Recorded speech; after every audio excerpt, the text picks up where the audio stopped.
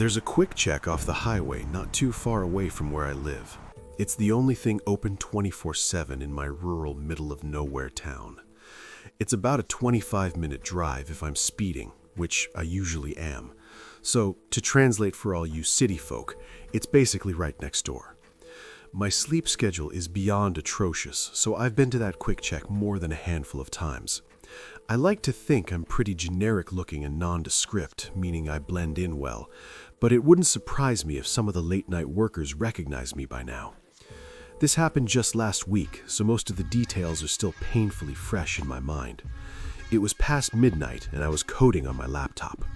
My productivity and focus peaked between the hours of 9 p.m. and 3 a.m., so I was in that flow state that any hard worker craves.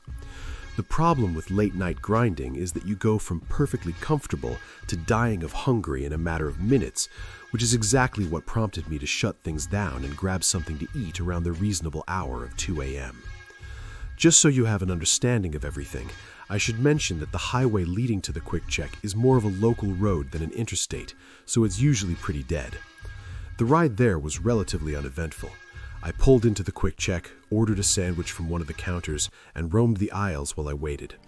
The mix of caffeine I'm usually stimmed out on and the ADHD I was born with makes it difficult for me to sit still, so I was just kind of pacing around one of the corners of the store when I noticed something. Facing one of the refrigerators that lined the back of the store was a person sitting crisscross on the ground. It was such an odd sight that I initially overlooked it, then snapped my head back around to make sure I hadn't imagined it. And I hadn't. There was literally a person sitting on the ground at the end of the aisle, facing the refrigerator like he was examining it. I couldn't see anything other than the brown coat and jeans he was wearing. I needed to get a better look at this guy, at his face at least, so I walked a few aisles down. My plan was to turn the corner really quickly, get a good look at him, then turn back up one of the aisles, ideally before he noticed me looking. Staring at strangers so explicitly is obviously really rude, so I didn't want him to catch me doing it. I was trying to be inconspicuous about it, or at least appear like I was browsing the snacks, but I guess I didn't do a good job of that, because as soon as I turned the corner to look at him, he whipped his head around and stared back at me. His movement was so abrupt that I actually froze up for a few seconds, forgetting what I was even doing there in the first place. And let me tell you, one look at this guy confirmed he was far from normal. Forget about the sitting on the ground and staring into the refrigerator. This guy was definitely on something, which I could tell from his abnormally wide eyes and the way his lip was vibrating, like it was fully quivering, almost as if he were cold, except it was actually kind of hot in there. And he was also wearing a jacket. His posture was all twisted up too, like he was straining instead of sitting, if that makes any sense. But the worst thing by far was the look he was giving me. He wasn't smiling and he wasn't scowling either. He was staring blankly at me with this deady stare that made it kind of seem like he actually was dead. The whole scene was freaky as hell.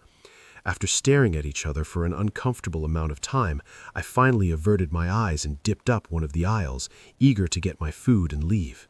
It wasn't ready yet, though. I stood at the counter and waited. The anxiety was getting to me, so I angled myself to face the corner of the store where the guy had been sitting. I was half expecting him to emerge from one of the aisles, at which point I'm not sure what I would have done, but he never did. Eventually, my food was ready. I promptly left the store without another thought. I thought that was the end of it, but as I was turning to get back on the highway, I saw something move out of the corner of my eye.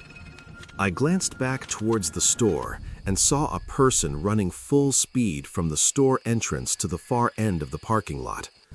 I was already halfway onto the highway at that point, but as soon as I saw what looked like a brown coat, I knew it was him. As I drove past the quick check, I looked over at it one more time to see that guy was now jumping into a truck. I didn't even want to imagine what a guy like that could possibly be rushing to do at 2 a.m. I was just happy I had nothing to do with it. I sped off, just wanting to get home in peace.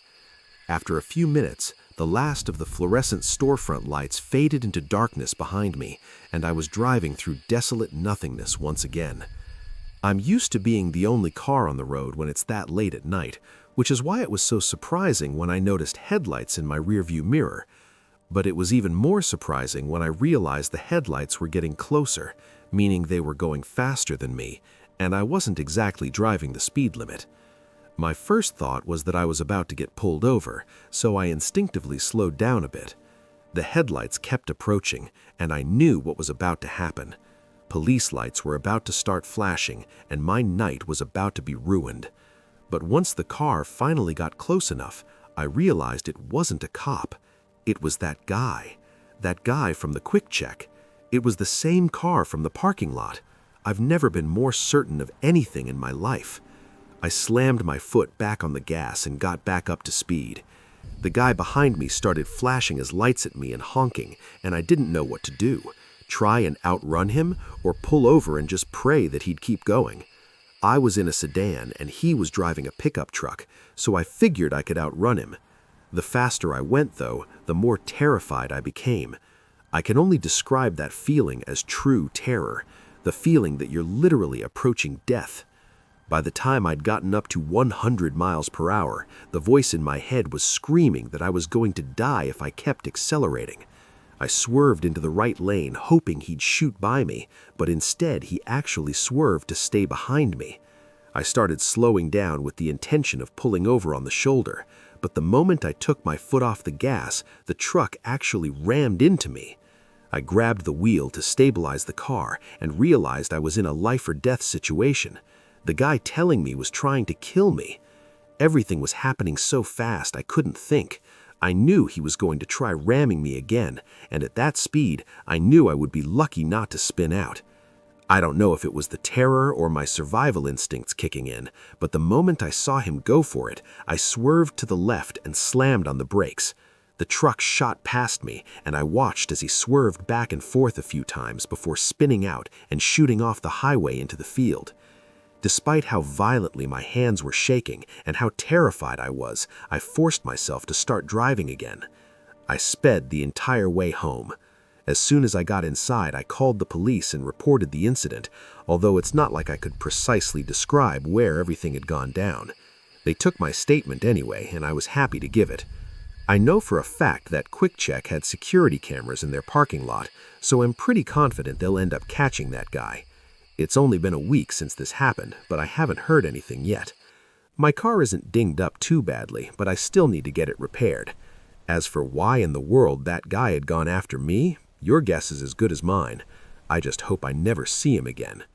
This happened in the summer of 2022. I was 25 and working what I guess you'd call an unusual logistics job. I was hauling refurbished electronics and custom PC parts for this last-mile delivery startup that was trying to compete with Amazon in weird rural markets. The pay was decent enough to make it worth it, and I didn't mind the long drive since I had grown up in a road-tripping type family. This particular night, I was deep into the final leg of a Phoenix to Lovington run. It was around 1 in the morning, and I was winding through this desolate stretch of Route 82 past the outskirts of Lincoln National Forest in southern New Mexico. If you've never driven through that area at night, it's hard to describe how isolated it feels. The road is narrow and poorly lit. You might see another car every 20 or 30 minutes if you're lucky. But here's the thing about that particular stretch. It's also the only accessible route cutting through the area for miles.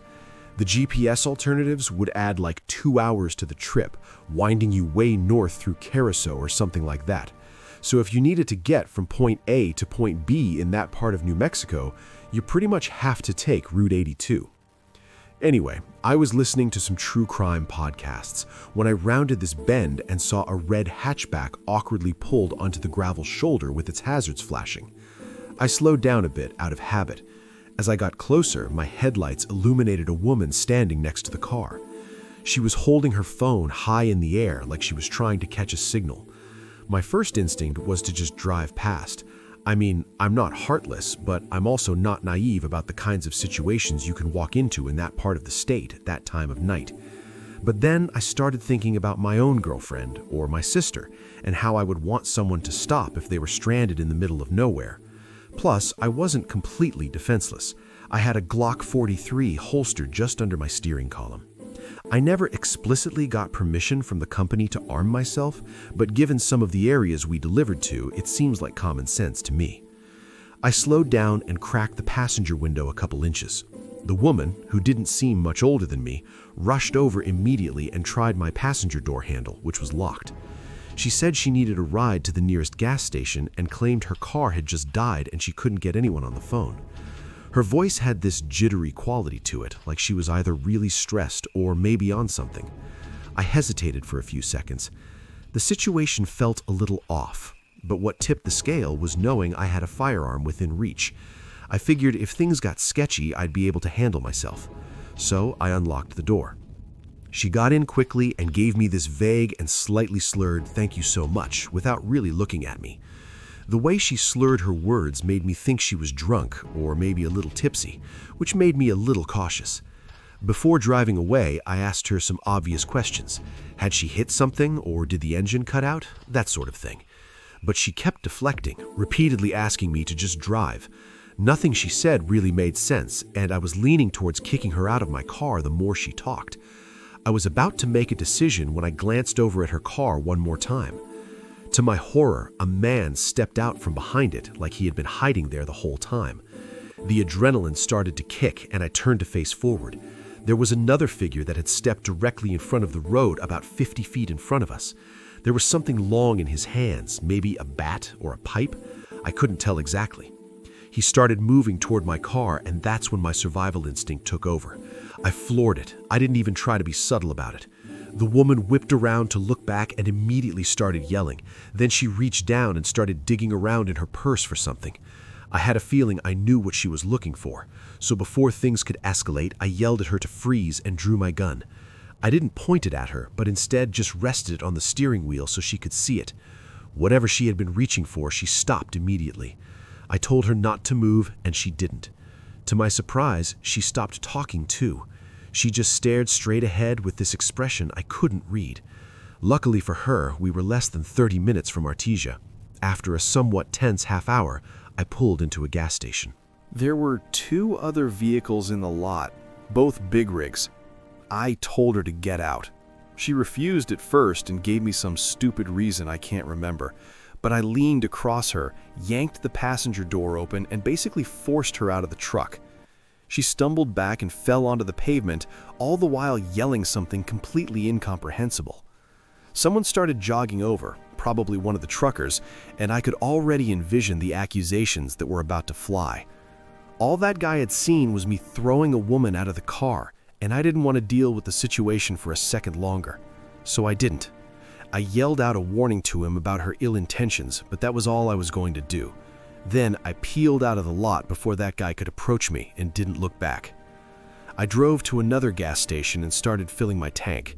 Then I walked over to the passenger side to inspect the seat. Buried between the seat cushions was a burner phone battery and a sealed pack of zip ties. I didn't even want to think about it. I tossed all of it in the trash and got back on the road, eager to be done with the journey. I never reported any of it, not to the police and definitely not to my company. Not because I didn't think it was worth reporting, but because, legally speaking, I didn't really want to explain to a bunch of cops why I was driving around armed or why I had physically removed someone from my car. I'm not going to get into it, but you can connect the dots on that one yourself. One thing's for sure, though. Being armed that night may have very well saved my life. This happened about 3 years ago when my husband and I were driving cross-country from Utah to Georgia. Although the route we had mapped out wasn't the most direct, it passed through some places my husband really wanted to visit. The downside of that, though, was that we'd be cutting through some pretty desolate stretches of highway. The worst part was this section of western Kansas along U.S. Route 400, basically 100 miles of nothing but farmland. We'd been driving for most of the day, and I had fallen asleep in the passenger seat sometime around sunset. I'm one of those people who can sleep anywhere in a moving car, so I was out cold for a few hours. Around 10 at night, I woke up to the car slowing down and realized my husband had pulled into this tiny gas station off the side of the highway. My husband said he was going to grab some snacks and fill up the tank. I figured it might have been my last chance for a while to use a real bathroom, so I got out and headed inside. I didn't bother bringing my phone or purse with me. I mean, I was just going to be in and out, so I didn't really see the need. The cashier was this older guy who didn't even look up when I walked in. The bathrooms were tucked down this narrow side hallway toward the back of the store. As I opened the women's restroom door, I almost bumped right into this woman who was coming out of one of the stalls, which wouldn't have been that noteworthy were it not for what she looked like. She had messy, unkempt gray hair that frankly looked kind of disgusting and oddly sticky. She was also wearing these foam flip-flops that made this soft slapping sound when she walked. As if that wasn't bizarre enough, what stood out the most was this thick purple and green coat she was wrapped in. Let me remind you, we were in Kansas in the middle of summer and it was probably 80 degrees out. She was carrying this tied-up plastic grocery bag, and when she saw me, she just stared.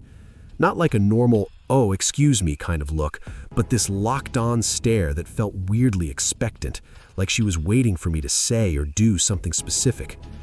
I didn't know what I was expected to do, so I just gave her a polite nod and tried to step around her, but she didn't exactly rush to let me through. I figured that was the end of it, that she'd leave me and I could get on with my life. But no, instead of leaving, the woman actually turned around to follow me and stepped toward the sink area.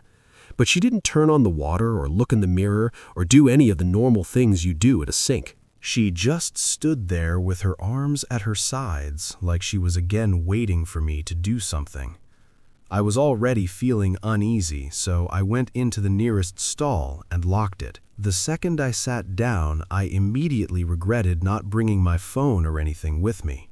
I had no way to text my husband if something went wrong, and I was starting to get the feeling that something was definitely off about this woman. I sat there for what felt like a few minutes, just waiting for her to leave. Eventually, I heard the soft slap of her flip-flops moving toward the door, then the sound of the bathroom door opening and slamming shut. I waited a few extra moments to make sure she was really gone. And then I realized something. I could still hear breathing. Not my own. Someone else's, coming from somewhere in the bathroom. It dawned on me that she had faked leaving. She must have opened and slammed the door to make it seem like she left, but she was still in there, standing silently somewhere near the exit, probably in the corner by the door, just out of my line of sight. I didn't move. I sat in complete silence for a really long time, trying to quiet my breathing because I was terrified at the thought of her hearing me. The whole time, I kept thinking about how stupid I was for not bringing my phone. Eventually, the door was opened and closed again. The breathing stopped too, which sent a wave of relief over me. I still wasn't completely convinced though, so I waited for another half-minute or so. Just as I was about to unlock the stall, I heard a huge gasp, like someone had just been holding their breath, followed by the bathroom door opening and closing again. That's when I truly started freaking out. That woman had pretended to leave the bathroom twice. I had absolutely no idea what she wanted, but the fact that she was playing these games with me made it clear that whatever it wasn't good. I didn't know what to do. Part of me was sure she was gone, but if she had pretended to leave twice, it wasn't crazy to assume she had done it a third time. Finally, the suspense was killing me, and I couldn't take it anymore.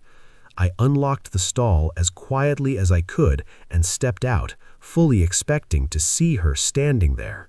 But the bathroom was empty. I washed my hands as quickly as possible and stepped out of the bathroom. I had no idea where the woman had gone or if she was waiting for me somewhere else in the store. When I got back to the main part of the store, there was this large man checking out at the counter. I lingered by one of the racks near the front until he finished his transaction and walked out. Then I used him as cover to exit the store. I figured if the woman was waiting outside, at least there would be another person around. Part of me thought I was being overly paranoid, but that thought was shattered the moment I stepped outside. As soon as I exited the store, I saw her again. She was lingering off to the side of the front entrance of the store, this time clearly glaring at me. She was holding something in her hand that I couldn't quite make out. It looked like a knife, but I wasn't sure. The way she was holding it, though, and the way she was slightly crouched, like she was preparing to spring, honestly made it seem like she was about to attack me. I prepared myself to have to scream or run or even fight. But instead of moving towards me, the woman quickly turned and walked around the side of the building toward the back. I ran to our car and got in as fast as I could. My husband looked confused and asked what had taken me so long. I told him I'd explain once we were back on the road. He didn't question me and just pulled away. As we were leaving, I looked back and saw the woman standing at the edge of the building, watching our car. I don't know why, but seeing her made me so unsettled and uncomfortable.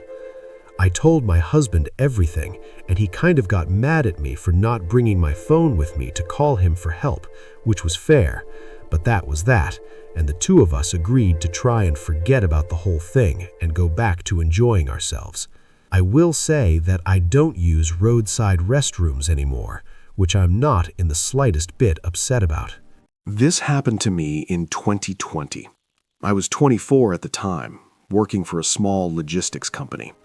My job was to deliver automotive parts between cities in the Midwest. Most of the time it was easy work, long drives, decent pay, and nobody breathing down my neck. But that job is also the reason I will never stop at a highway rest area after dark again. It was mid-January, freezing cold, the kind of night where even the dashboard lights feel too bright. I was driving along the I-80 heading east from Des Moines on my way to deliver a package to Davenport. The drive was about 3.5 hours. I had left around 8 p.m., and by 10:30 I was in the middle of nowhere. Just the sound of the tires on the asphalt and the occasional semi blowing by in the opposite lane. Around that time, I started to get really drowsy.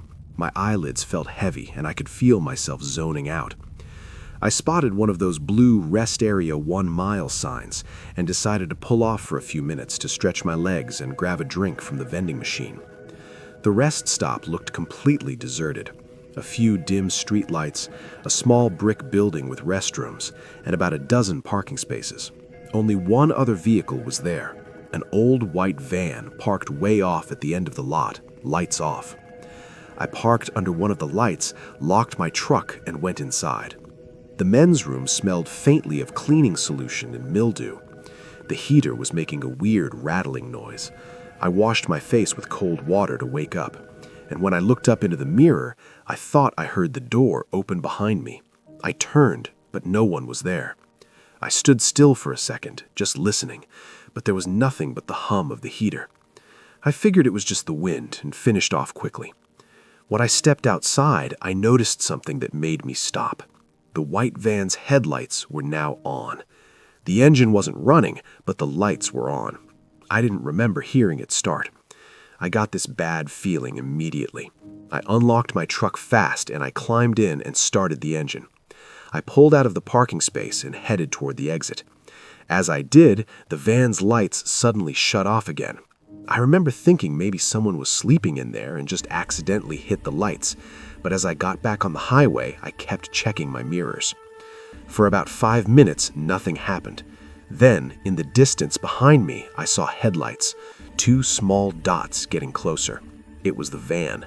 At first, I wasn't sure, but as it got closer, I could see it was the same boxy white van. No company logo, no side windows, just a dirty cargo van. It caught up to me fast and got right on my tail. I was already going about 75, but the van stayed inches behind my bumper. Then it switched lanes, sped up beside me, and matched my speed. The driver rolled down his window halfway. I could barely see his face, just a shadow and maybe a baseball cap. He motioned for me to roll mine down, but I didn't. He kept gesturing and then pointed at my truck bed, like he was trying to tell me something was wrong. At first, I hesitated. Maybe one of my straps had come loose or something fell out, but then I noticed something that didn't make sense. There was nothing in the bed of the truck. It was completely empty. That's when I realized he wasn't trying to warn me. I kept driving, pretending not to notice him, but he started honking and drifting closer to my lane. I swerved slightly to keep distance, and he sped ahead, cutting in front of me. For a second, I thought he was going to slam on the brakes, but then, without warning, he veered onto the shoulder and came to a full stop. I flew past him, my heart pounding. I stayed in the fast lane, going nearly 90 now, just trying to get away. A few seconds later, I checked my mirror again. The van was back on the road. It followed me for another 20 miles. Sometimes it would fade back until I couldn't see it, then out of nowhere it would speed up again and appear right behind me. I decided I needed to stop somewhere public. The next sign said there was a truck stop 5 miles ahead. I took that exit first, pulled into the lot, and parked right under a bright light near the diesel pumps. There were a few semis lined up, and I could see a few drivers inside through the windows of the diner next door. The van didn't pull in immediately. I waited maybe 2 minutes. Then it came slowly up the ramp and into the lot. I got out of my truck and headed straight into the diner. As soon as I walked in, the bell above the door rang, and the woman behind the counter looked up. She was maybe in her 50s. I told her that a van had been following me for the last half hour, and she must have seen how shaken I was, because she called over the trucker sitting at the counter. This guy stood up, huge guy, flannel shirt, gray beard. He walked outside with me, and the second we stepped out, we saw the van idling at the far end of the lot, just sitting there facing my truck. The trucker muttered something like, "Yeah, that ain't good," and told me to go back inside. He walked straight toward the van. I didn't hear what he said, but a few seconds later, the van suddenly reversed, swung around, and peeled out of the lot, heading back toward the highway. The trucker came back, shaking his head. He said there were 2 guys in there, both wearing hoodies, both just staring straight ahead, not saying a word. I stayed in that diner for almost an hour until I was sure they were gone. I finished the rest of my drive with my eyes glued to the rearview mirror. When I got back to Davenport, I parked under the hotel lights and checked my truck. Everything was fine, but there were 2 smudges on the tailgate, like someone had tried to open it with dirty hands. I quit that job a few months later. Now, every time I drive long distance, I fill up before dark, bring smacks, and I don't stop unless it's somewhere crowded and open 24 hours. Because I know for a fact, if I had rolled down that window or pulled over when they told me to, I wouldn't be here telling the story.